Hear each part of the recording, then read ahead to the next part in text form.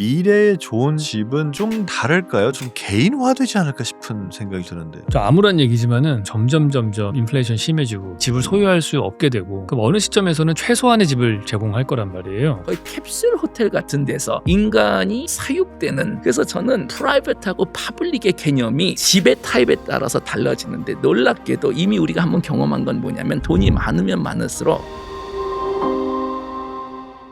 안녕하세요, 한석준입니다. 지식의 깊이를 2배 더하는 시간, 지식인 초대석 합석. 대단한 분 2분을 모셨습니다. 카이스트 김대식 교수님, 그리고 홍익대학교 유현진 교수님 2분 나오셨습니다. 어서 오십시오. 네. 반갑습니다. 네. 2분께서 다 새 책을 내셨습니다. 일단 유현진 교수님께서는 도시는 무엇으로 사는가 10년을 맞이해서 전면 개정판을 내셨어요. 어떠세요? 이렇게 10년 만에 새로 나오는 기분이.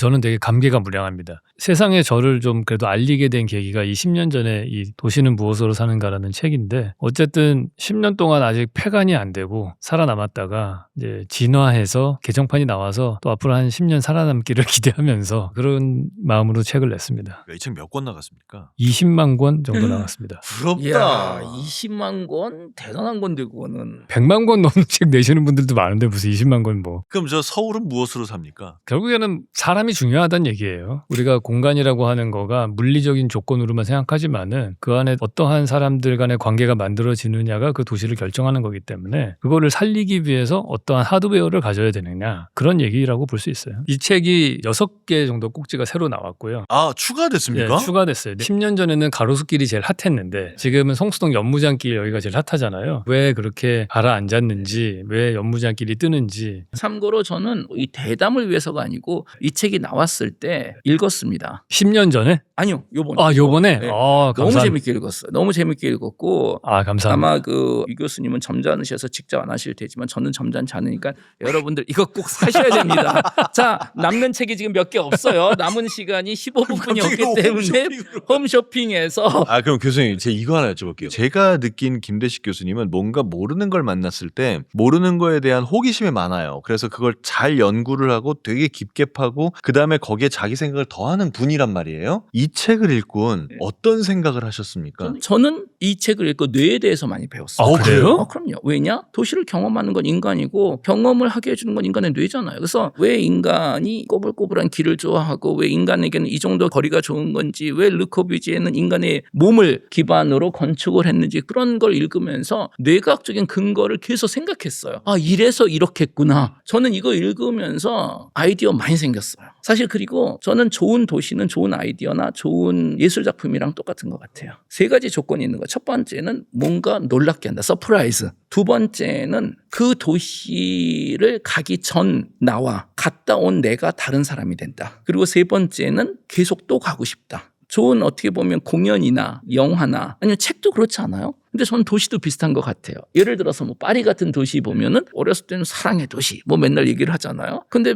몇 번 더 가면은 근데 사랑의 도시 왜 이렇게 쥐하고 바퀴벌레가 많지? 이런 질문을 하게 되고, 근데 작년에 또 갔었는데 또 작년엔 또 다시 좋더라고요. 그래서 좋은 도시는 여러 번 가보고 싶고 갈 때마다 느낌이 좀 다른 도시가 좋은 도시지 않을까 싶어요. 도시를 구성하는 여러 건축물들이 있지 않습니까? 그 중에 가장 기본 단위가 집일 텐데 우리의 주거 환경도 어떻게 변해갈까를 생각할 때 제일 놀라운 것 중에 하나가 최근에 그런 기사가 있었어요. 일론 머스크가 개인형 조립식 주택을 만들었다는. 이게 우리의 미래일까요? 네, 미래 맞습니다. 맞아요. 제가 말하는 미래라고 하는 거는 우리가 항상 얘기하듯이 양극화에 의해서 소득이 많은 사람은 그런데 안 살겠죠. 소득이 적은 사람일수록 그런 데 살 겁니다. 사실 아파트라고 하는 거가 결국에는 똑같은 유니트를 반복해서 대량 생산한 근대화의 상징이잖아요. 근데 지금은 아파트조차도 최종 결과물은 사실은 똑같은 모양이지만 거푸집 짜고 문짝 달고 하는 것들을 다 인간이 일일이 한단 말이에요. 근데 그거를 공장에서 어떤 모듈러된 걸로 생산을 해가지고 로봇이 딱 만들어서 정확하게 조립을 했을 때 아구가 딱딱 맞게끔만 되면은 단가가 확 떨어질 거거든요. 그럼 결국에는 지금의 주택 공급 문제를 가장 손쉽게 해결할 수 있는 방법 중에 하나. 지금 우리나라 공사 현장에 가시면은 거의 골조는 외국인 노동자가 다 해요. 그럼 국가 경제 입장에서 봤을 때는 우리나라는 외국인 노동자의 임금을 국내 임금에 맞춰 있거든요. 그 이분들이 와가지고 버는 돈을 다 해외로 보내요. 그러니까 보통은 건설업을 하면은 돈이 밑으로 내려가서 국가 경제가 이렇게 돌아가야 되는데 지금은 돈을 뿌려서 건물을 지어도 일자리를 외국인 노동자가 메꾸고 거기서 번 돈이 외화로 다 반출되는 일이 생기니까 도움이 별로 안 되는 문제도 있고 안전상의 문제도 많고 그러니까 LH에 뭐 여러 가지 문제들이 많았잖아요. 순살자 뭐 이런 거 나오면서 그런 것들도 얘기를 들어보면은 그 공법이 뭐 철사 넣어가지고 몇 바퀴 돌려야 되는데 그건 손가락에 감으로 하는 거거든요. 이게 딱 어느 정도 저항이 걸리면은 체결이 됐다 이게 느껴져야 되는데 그걸 제대로 안 감으면은 그 구조 성능이 안 나오는 거예요. 그게 이제 대충 되고 검사할 수 없고 이러다 보니까 문제들이 생기는 거예요. 그런 부분에 있어서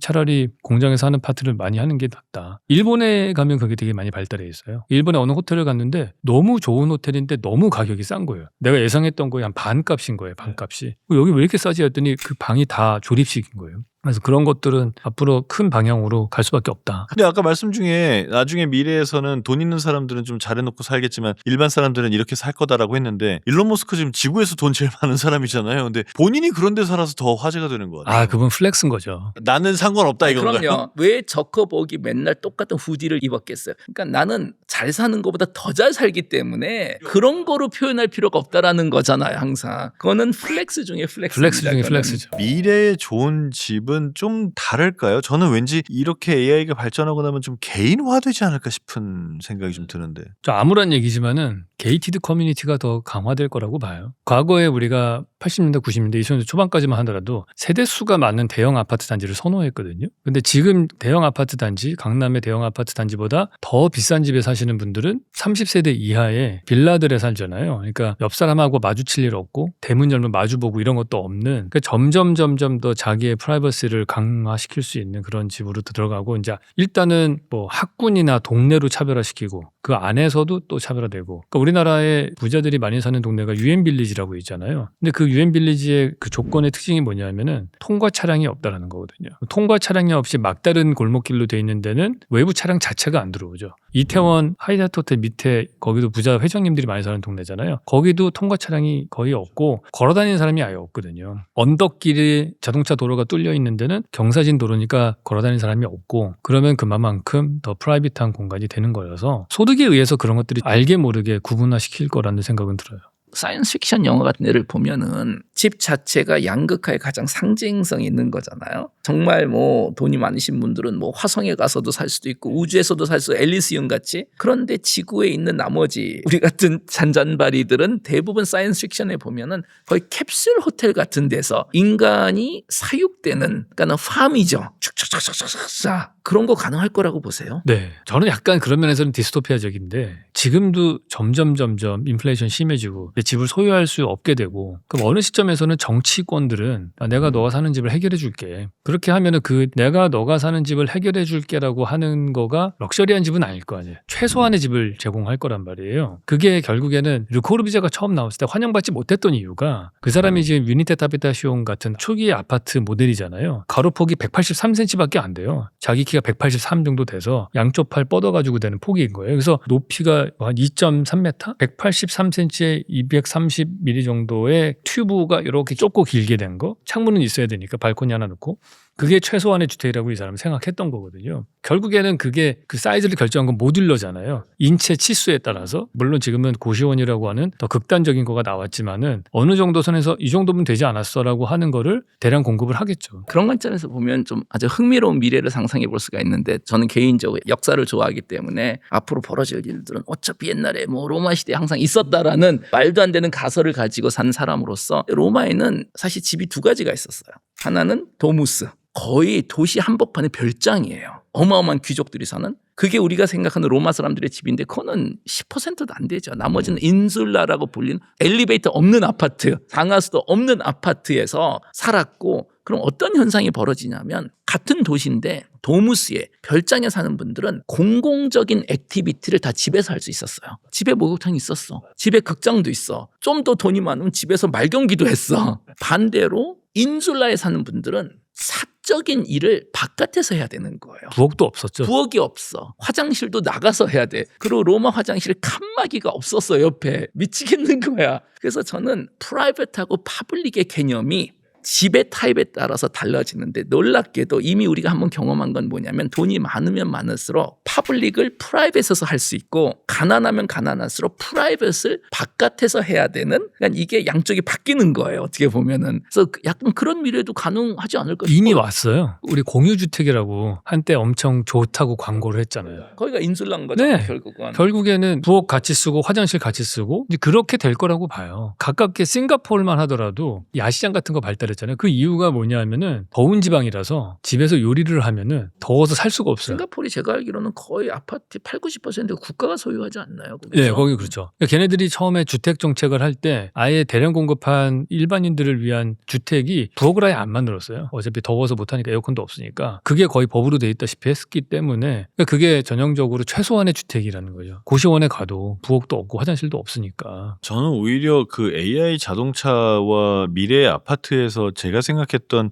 이런 것도 생기지 않을까 하는 건 이게 있었어요. 차는 굉장히 프라이빗하잖아요. 근데 아까 말씀하신 차와 엘리베이터로 현대도시가 돌아간다고 했는데 엘리베이터는 프라이빗하지 않아요. 그런데 만약에 AI 차가 건물 옆에 붙어서 위아래로 왔다 갔다 하는 시스템이 생긴다면 엘리베이터도 프라이빗해질 것 같은 거예요. 그 생각을 했었어요. 그럼 주차장이 밑에 있는 게 아니라 건물 옆에 이렇게 다 달려있는 식으로. 그 영화 마이너리티 리포트 보시면은 탐 크루즈가 도킹 옆에 딱 하고 차가 위로 그냥 올라가죠. 거실로 들어가잖아요. 유일한 문제는 그거예요. 지금은 높이를 올라간다는 거는 중력을 거슬러서 가야 되는 거잖아요. 엄청난 에너지가 필요한 건데 지금 엘리베이터는 그래도 무게추를 달아서 카운터 밸런스를 맞춰가지고 에너지를 최소한으로 써서 올리는 건데 이 엄청난 자동차를 매일매일 거기까지 올려가지고 파킹을 하고 다시 내리고 할 때 드는 그 에너지가 또 상당할 거다. 네, 그래서 그 에너지적인 관점에서 봤을 때 되게 비효율성이 생기는 거 외에는 충분히 그런 것들도 가능하다. 제가 인면을 한번 설계를 해본 적이 있는데 결국에는 인면이 있으면은 올라가는 건 괜찮아요. 근데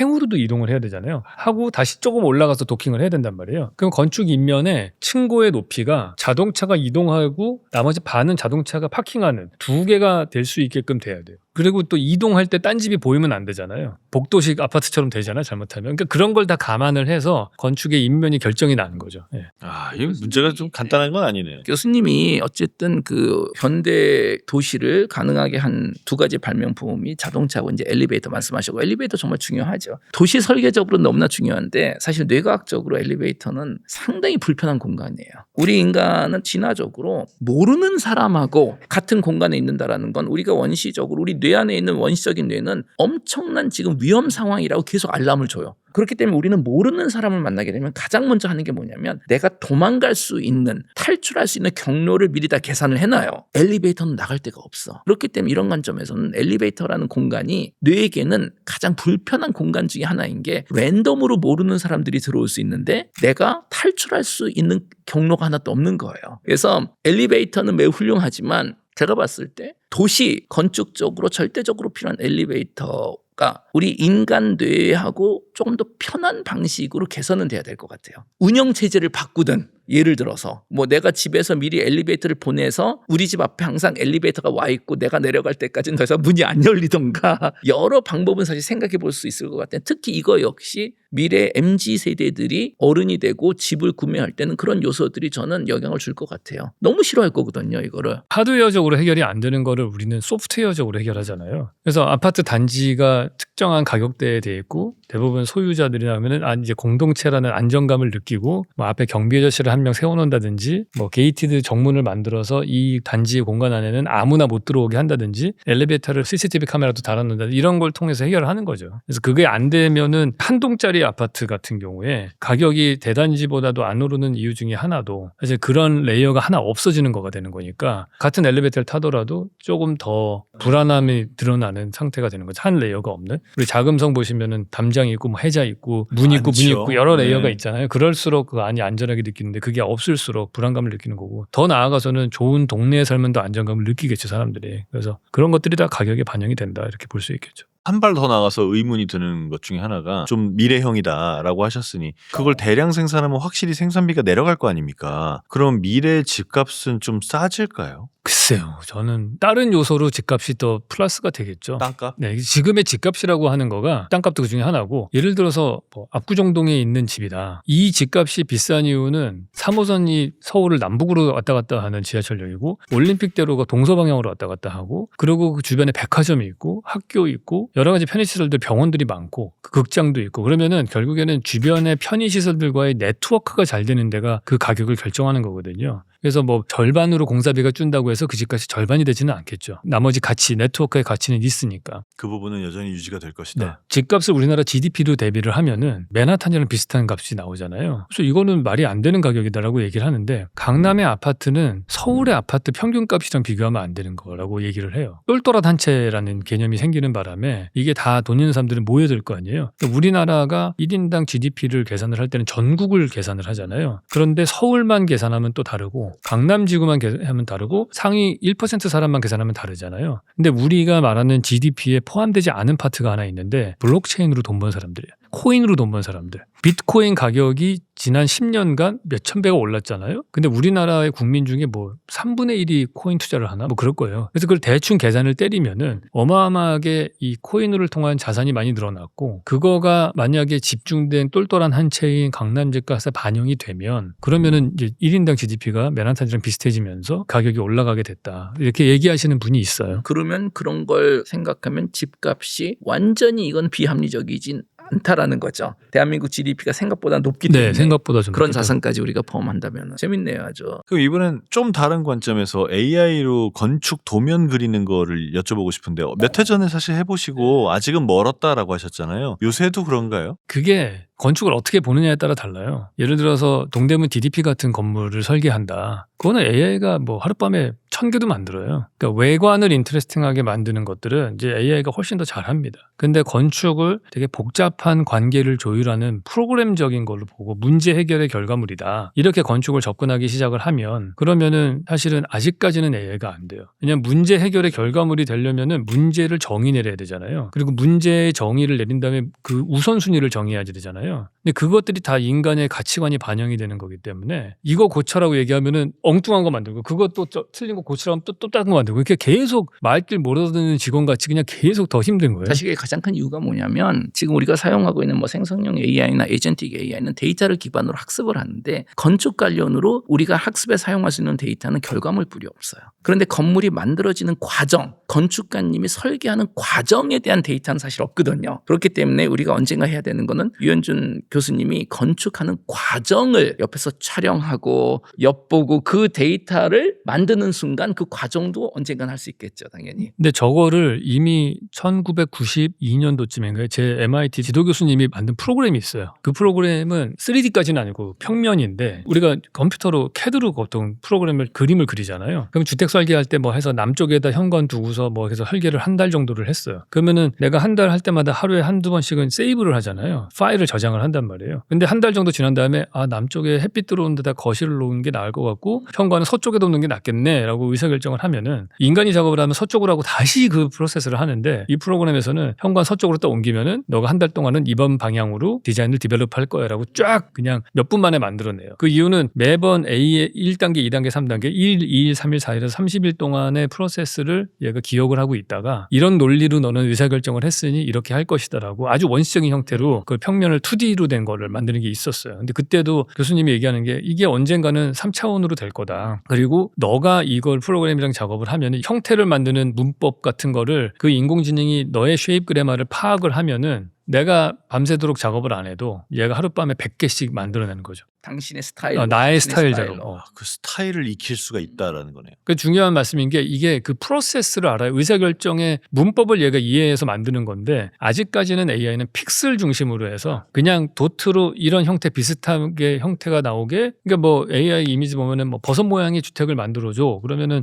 쉽게 만들어요. 근데 그 안에 복잡한 의사결정에 의해서 나오는 그 단계의 것들을 아직까지는 못하는데 언젠간 될 거다. 그러니까 결과적으로 보면 현재 AI가 제일 잘하는 거는 그 결과물이 만들어진 과정 관련 데이터까지 포함돼 있으면 잘하는 거. 그러니까 코딩을 기가 막히게 하는 거예요. 사람이 코딩한 절차 다 있거든요. 거기에는 순서대로. 그런가 하면 건축은 그 절차적인 정보가 거의 기록이 안 돼 있죠. 그러니까 어려운 거고 예술은 아마 더 어려울 거고 예술가가 가만히 벽 보고 3일 있다가 갑자기 뭘 그리는데 안에서 무슨 안에서 정말 중요한 거는 종이에 그린 한 줄이 중요한 것이야. 한 줄은 1000개도 만들어요, AI는. 근데 깊이가 없는 거고 사실 정말 필요한 데이터는 그분 머릿속에 있는 데이터인 거잖아요. 근데 그걸 다 뽑을 수는 없다. 이제 그걸 뽑으려고 일론 머스크가 뉴럴링크를 만드는 거죠. 뉴럴링크를 왜 만들겠어요? 인간의 창작 과정에서 벌어지는 그 절차도 데이터화하겠다라는 거예요. 언젠가는. 근데 이런 얘기를 이제 막 90년대 이제 인공지능 하는 친구들이랑 그 쉐입 그래머 전공자들과 디베이팅을 막 하면은 제가 이제 막 디베이팅을 하다가 한 얘기 듣고서 주춤했던 거가 그러니까 졌다고 생각한 게 야, 너가 인간이 생각하는 감정적인 것과 이걸 어떻게 0101의 이진법으로 표현할 수 있겠냐. 뭐 이렇게 제가 얘기를 막 하니까 걔 말이 잭슨 폴락이 그리는 그 추상화 그림하고 원숭이가 그린 추상화 그림하고 프로세스는 다르지만 결과물은 비슷하게 나올 수 있다. 그래서 그 중간 과정이 같을 필요는 없고 결과물만 비슷하게 나오면은 그걸 누가 구분하겠냐. 이게 또 들어보니까 그런 것도 같아요. 그러니까 어느 시점에서는 저랑 똑같은 프로세스로 이거를 판단을 내리지는 못하겠지만 비스무리하게는 만드는 거를 내가 선택할 수는 있겠죠. 그래서 제가 봤을 때는 미래 인공지능 시대에는 또 우리가 아까 얘기했었던 뭐 양극화 쪽으로 좀 갈 텐데 돈이 없는 분들은 얼추 비슷한 결과물 위주로 생활을 할 거예요. 그렇죠. 그리고 돈이 많으면 많을수록 결과물보다 그 절차의 가격을 줄 것 같아요. 제 생각에는. 그러니까 우리가 미슐랭 식당 가면은 맞아요. 와서 설명을 하잖아요. 계속. 나 무슨 말인지도 모르겠어. 근데 계속 설명을 하잖아요. 작어 양도 요만해. 그래서 그거를 아무 설명 안 하고 똑같은 음식을 제 느낌에는 플레이팅 그렇게 멋있게 안 하고 플라스틱 스티로폼에 그거 담아서 패스트푸드에서 팔잖아요. 그거 1,000원도 못 받을걸요. 그거. 그 사람들 뭐라 그럴걸요. 똑같은 음식을 플라스틱 컵에 담아서 기계에서 나온다면 아무것도 아니에요. 그런데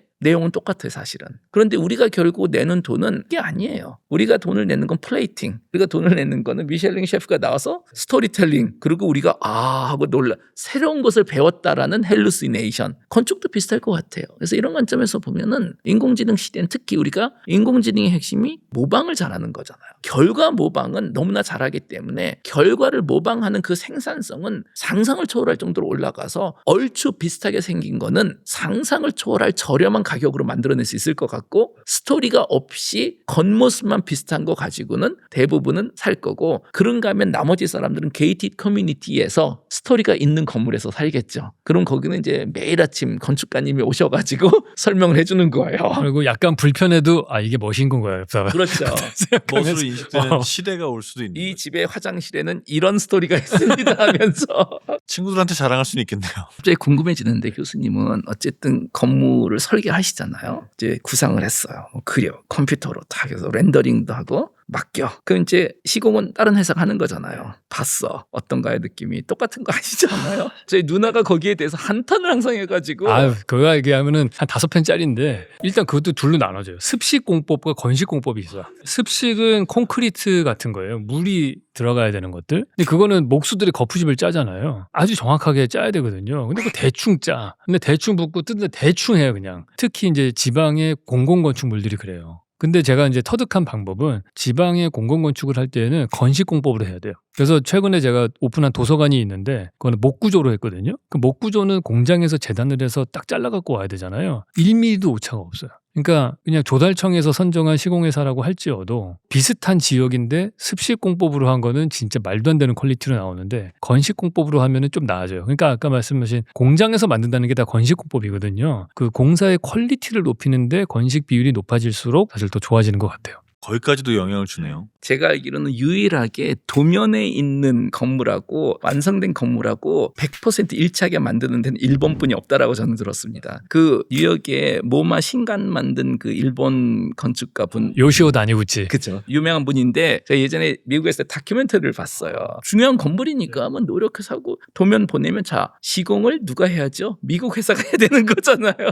이번에 일본 건축가고 일본에서의 그 기대치를 가지고 뉴욕에 갔어. 뭐 콘크리트 뿌리고 이분이 입을 못 닫더라고요. 갭이 이래. 어이없죠. 이렇게 툭툭 튀어나와 있고 미국 아저씨가 폼 같은 거 쑤셔 넣는 거야 거기다 그 자리에서. 이게 미국은 뭐 우리나라도 마찬가지지만은 콘크리트로 하는 거는 오차 한계가 1.5인치인가? 뭐 이 정도는 허용하게 법적으로 돼 있어요. 저도 뉴욕에 설계서 다닐 때 아파트를 하나 지은 게 있는데 제가 주로 하는 일은 뭐냐면은 가면은 현장에서 그 1.5인치의 오차로 생기나면은 나중에 유리창 와서 닿는데 이게 안 맞고 그러잖아요. 그럼 현장 가서 실측한 다음에 이거를 어떻게 마감재에서 조절해서 맞출 것이냐가 주 업무였어요. 그러니까 그거는 쉽지 않아요. 미국 같은 데는. 그럼 그런 걸 생각할 땐 이 일론 머스크식의 조립형 아파트가 꽤나 효과적일 수 있다는 얘기네요. 오히려 AI가 됐을 때 흥미로운 주제는 자동차가 이동하는 공간이잖아요. 앞에 핸들 있고 항상 전면을 봐야 되는데 자율주행이 되면 제일 많이 바뀔 건 뭐냐면은 내가 전면 주시를 안 해도 되잖아요. 마주보는 공간이 될 수 있거든요. 그러니까 방 같은 느낌이 되는 거죠. 내가 그 안에서 무슨 일도 하고 도로가 전 도시의 뭐 15%다. 그럼 15%의 면적이 다 이동하는 공간이었는데 이제 머무는 공간이 되는 거거든요. 그러면은 그 자동차 개수만큼 방이 늘어나는 거예요. 그러니까 엄청난 방들이 생겨나는 거가 되는 거고 그러면 이게 어딘가 주차를 할 거 아닙니까? 근데 과거에는 지하 주차장에다가 차를 파킹하고 올라갔는데 이게 상상을 해보면은 건물의 인면에 도킹을 하게 되면은 건물에 내가 지금 투베드 아파트에 사는데 자동차 파킹하면은 세 번째 방이 하나 생기는 거죠. 그래서 건물의 인면 자체도 방이 계속 붙었다 떨어졌다 하는 식으로 변화할 수 있는 그럼 인면이 그 되는 집에 방 하나는 움직이는 방이 그렇죠. 돼버리는 움직이는 거고. 방이 하나 되는 거죠. 그리고 흥미롭게도 특히 뭐 자율주행 시대에는 아마 한국은 그렇지 않을 것 같아요. 특히 미국 같은 사회에서는 새로운 집시 클래스가 생기지 않을까. 사실 우리 인간이 딱 정착하고 산 지가 그렇게 오래되지도 않았어요. 우리 인간은 대부분 노마드였어요. 인류 역사상. 그러다가 뭐 갑자기 교과서적인 내용으로 한 12,000년 전에 뭐 gö베클리 태페니 차탈 해역에서 정착을 했다 그러는데 그것도 그렇게 긴 시간 아니고 원래부터 우리의 DNA에 떠돌아다니는 것이 있었다라면 기술적으로 이제 가능해지면 큰 버스 같은 거 자율버스야. 그거에서 생활해. 그리고 돌아다녀. 그리고 며칠에 한 번씩 또 그런 스테이션 같은 게 생기겠지. 어디에 도킹하면 충전하고 상하수도 같은 거 다 공급이 되고 뭐 지금도 있죠. 충분히 가능할 것 같아요. 근데 지금은 누군가 계속 이제 운전을 해야 되고 그런 부담이 있는데 그냥 사는 거죠. 그 안에서 다니면서. 자, 오늘 AI 시대가 우리의 도시와 우리가 살고 있는 공간을 어떻게 바꿀지에 대해서 유현준 교수님, 김대식 교수님 두 분과 이야기를 나눠봤습니다. 마지막으로 경험에 대한 이야기를 하셨는데 오늘 이 시간이 아마 건축과 도시에 대해서 제 머릿속에서는 새로운 경험을 하게 해주는 시간이었습니다. 여러분들께도 의미 있는 시간이었길 진심으로 바랍니다. 끝까지 봐주셔서 고맙습니다.